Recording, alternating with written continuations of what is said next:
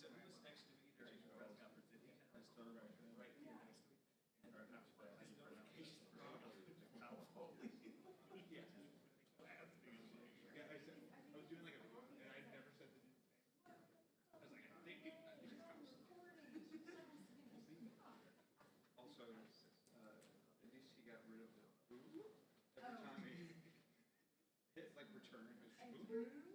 I texted Craig because you guys were remotely like, Craig Stevenson. He's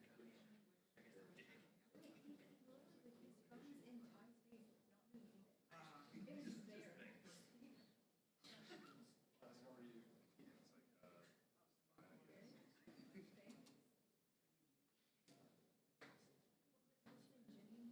It's like, fine, I guess. Jim, do you know Wink? It's actually No, I worked for him for 2 years in Mobile. No, he's a. Give us the more behind the keyboard. Yeah, does he always use He it? didn't have that when I worked. Oh. We've just been blessed with it? It's just us? He just like showed up with it one day. he's really into AS. Yeah.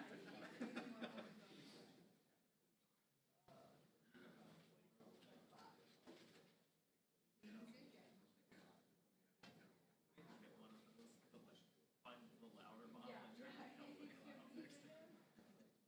Just take his spot. The most passive thing ever is work next to it. That's right.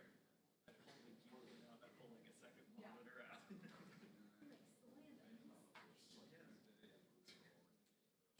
He didn't have that. He didn't have that for 2 years that I worked with, and then halfway through last year, he shows up and he's got it. It's like, All when he's in a flow state, it's just Yes. the keyboards are really clapping, and then when he starts to kind of have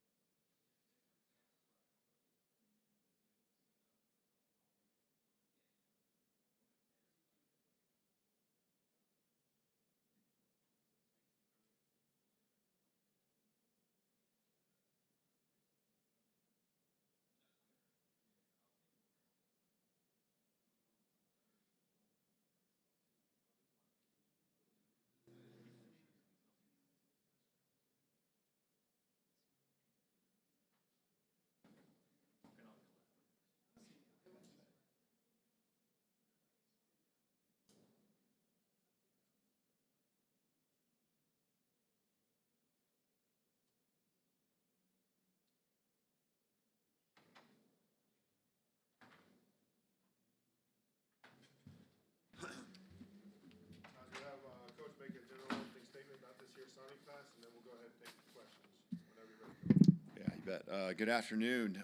Exciting day for a lot of reasons. Obviously, prep continues for our guys, getting ready for this weekend, and of course, signing day. So, a lot happening, and a good day to be up here in the office. But just a couple things before I know you guys will have some questions on probably guys individually and things like that. I just want to thank you guys first of all for all your coverage of the season. I know we got more season ahead of us, but season and obviously the coverage of everything regarding our program, including these guys that we're going to talk about.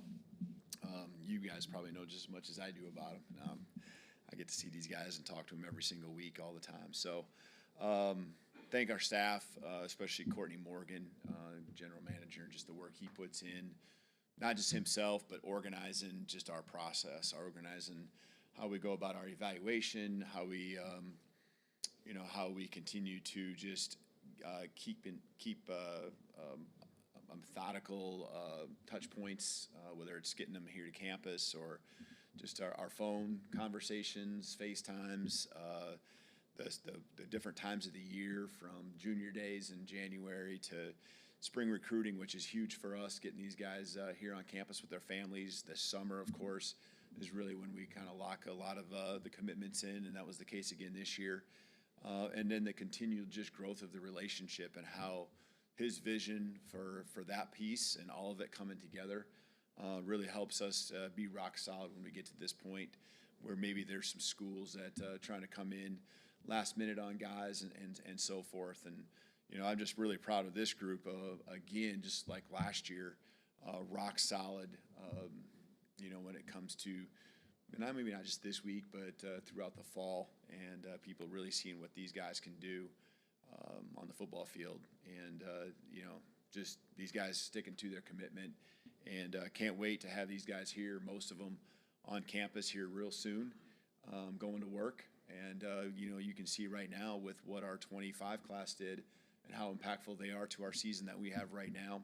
I know there'll be a lot of impactful players that will help us next year very quickly. So I'm very confident in that. But I want to thank our staff too. And, beyond Courtney Morgan, there's a whole recruiting staff and Bob Welton and everyone there. But then our coaching staff who does a great job of working alongside recruiting staff to really dial in. And, we're doing that to an extreme level already with the 27s. As we finish this class, we're really working hard on the 27s and getting dialed in on that because the process continues on. And I think the deep relationships that our coaching staff continue to form with coaches, especially in this area, having, I believe, 14 of the 20 that we're going to talk about here, 14 of the 20 from this part of the country, the southeast area, kind of in our footprint. That's great to see. I know last year we talked a lot about there being more probably West Coast, and we'll continue to do that, and we'll be national when it comes to the recruiting and just our philosophy. But you can see the roots, and you can see the relationships really taking on the next level. And I think the trust that's building, and I think there's still even more that we're going to be able to take advantage of in the years ahead. But people trusting our staff and that it's genuine. And then I think the other piece is our players. When people come to campus and they see our players, official visits, practices in the spring, probably are the two things that jump out at me. The guys really, we talk about our culture being contagious. And the guys just really are attracted and are like, it's Alabama and the tradition and all that, but they really see something that they want to be a part of. And these guys that are coming into our program, I expect them because of who they are, not just as a football player, but as who they are as people, the energy they bring, and love their families. I expect these guys to come in and continue to add to our culture, not just fit in and just be a part of it. They come in to add and make it even better than what it is now. And so, there's a lot of people that just go into this whole thing. You can talk about the academics and what they do for our team, but they're critical in trying to really share the vision of what, our time period is to get these guys graduated. What's our history of getting guys their degree? And, then you got the training staff, and they're not just taking care of our players, they're helping show, why you want to come here, along with our strength staff and what that development looks like there. And so, again, I can go on down the line to every area of our program. They all play an important role. And so, again, 20 guys. I think there's a lot of length in this class. D-line, we were really looking for the length, the size. Want to continue to grow that area, get them in there with Dave Ballou and the strength program, and get some massive human beings in there. And so I love what we got, as far as coming in here with this group. I think that there's an athleticism. I think it's across the board too, where we need to continue to always, in today's day and age of football, college football, you need to recruit something from every position. There's going to be movement,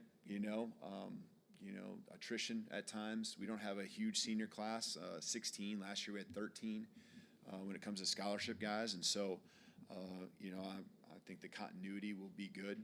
I expect that. So it wasn't going to be a huge class for us, again, with just 20 guys. And so I really like where we're at. And it was kind of probably the goal was probably to be right in this window, 20, 21, maybe 22 tops.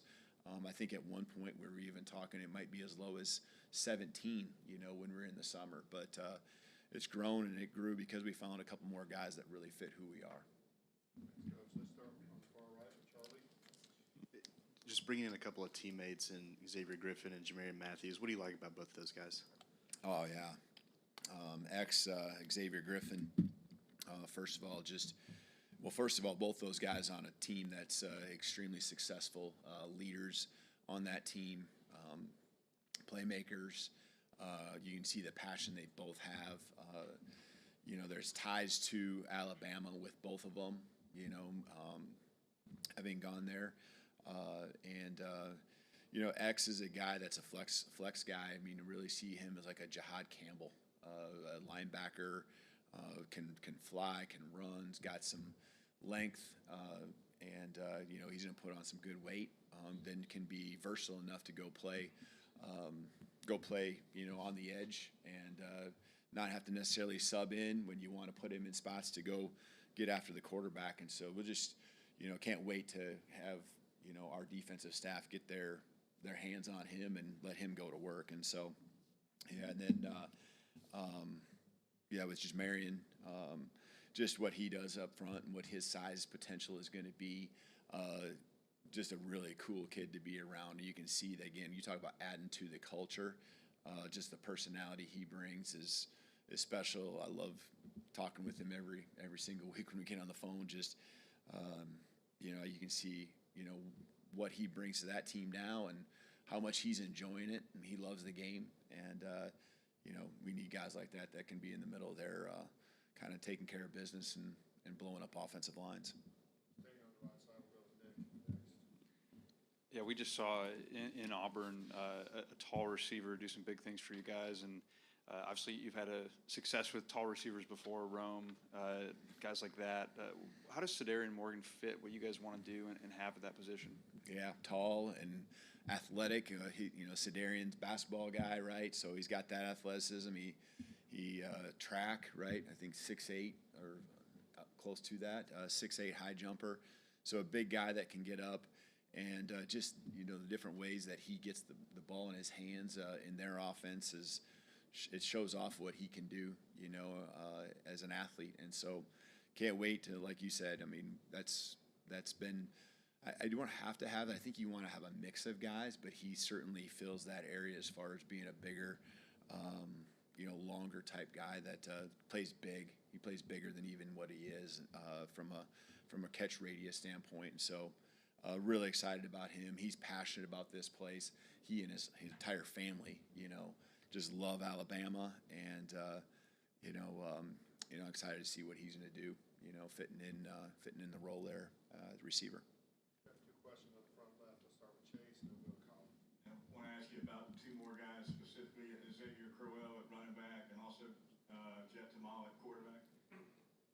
And Jet, yeah. I think, first of all, with EJ Crowell, just, when he made the change to reclassify it was immediate for us of what direction we wanted to go. And he's put together, just a short career there. I mean, he would have another year left. Just some unbelievable numbers. But some guys can put up numbers, and it's who they're playing and things like that. He makes plays, and he can break tackles in small areas. He can run you over. He's got the ability to make you miss, and then he ends up in the end zone. And so he's got that finishing speed too. And so as a big kid, I'm just really excited how he's going to come in, and it's really kind of amazing when you think that he should have another year, and then we're even thinking of him as being a guy that can kind of help us, just like a lot of these guys as freshmen, and a lot of, like I said, the 25 class are helping us right now. So, and then Jet, just a great evaluation by Nick Sheridan, finding Jet and going through, the entire country. When it comes to quarterbacks, we feel like we should be bringing in the best in the country, and finding Jet, and then of course there's ties with a few of us to the Midwest, and just really connected there with him and his family. And he then goes on to have kind of a summer that he was gaining even more and more attention nationally with the Elite 11, and then going through his season, which he just dominated. He and his team, obviously it takes everyone, but winning the state championship again, and in the fashion they did. He probably played half to not even 3/4 of every game, and to put up the stats he's put up, the leading passer ever in the history of Nebraska, yardage-wise, touchdown-wise. And then I just love who he is as a person. He's calm, cool, collected, but got this swagger about him. So I'm really looking forward to what he brings, as a quarterback. Hey, Colin? Why was it important for you guys to get 2 quarterbacks in this class? Yeah, you just don't know what the future is, and you always wanted to have 5. I always felt like recruit 1 every year. You probably lose 1, you still got 4, worst case scenario. And I think that's obviously tougher and tougher. We had a great situation a year ago. This year we got 3 on scholarship. So, I just think that it was, and we found the right guys. We found the right guys, and so between Jet and Tayden, I just love what they bring from an arm talent, winning mentality, just go-getters. It was important for us, and they both knew that each other was coming, and so we're very transparent with that, and I love that. I love that they're open to competition. Competing with the other guys that are in our program that are really good already, and then them, both of them coming in as freshmen in the same class. So, here at Alabama, you got to have guys that, are going to compete.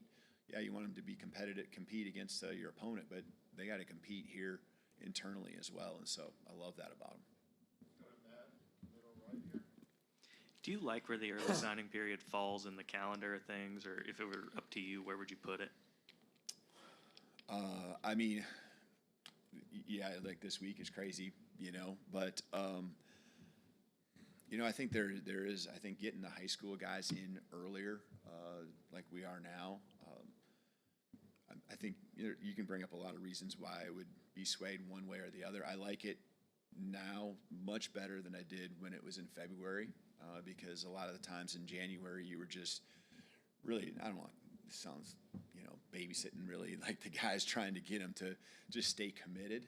And I think now at least who your incoming high school guys are, and that allows you to continue to build your roster, moving forward. So whether you like the one that was the signing day that was 2 weeks from now usually, or this one, it's nice to know where we're at, even though it is a little bit crazy right now. Not everyone is playing this week, and so it's a good week to get that locked in. It helps you make the plans moving forward. And so I know there's better ideas out there, but I think there's just going to be steps that you always got to continue to take to get to the spot that is ideal for everything when it comes to the whole calendar. Let's go to the far left here to Theo. Coach talked to Zay Hall and his family. He talked about just how it was always his dream to play here at Alabama. Excuse me. And when you look at just the program, how key is it to bring in local products like that, Tuscaloosa residents? And also, how do you evaluate Zay as a player right now? Yeah, Zay's a physical guy. he's an energy guy. He's positive.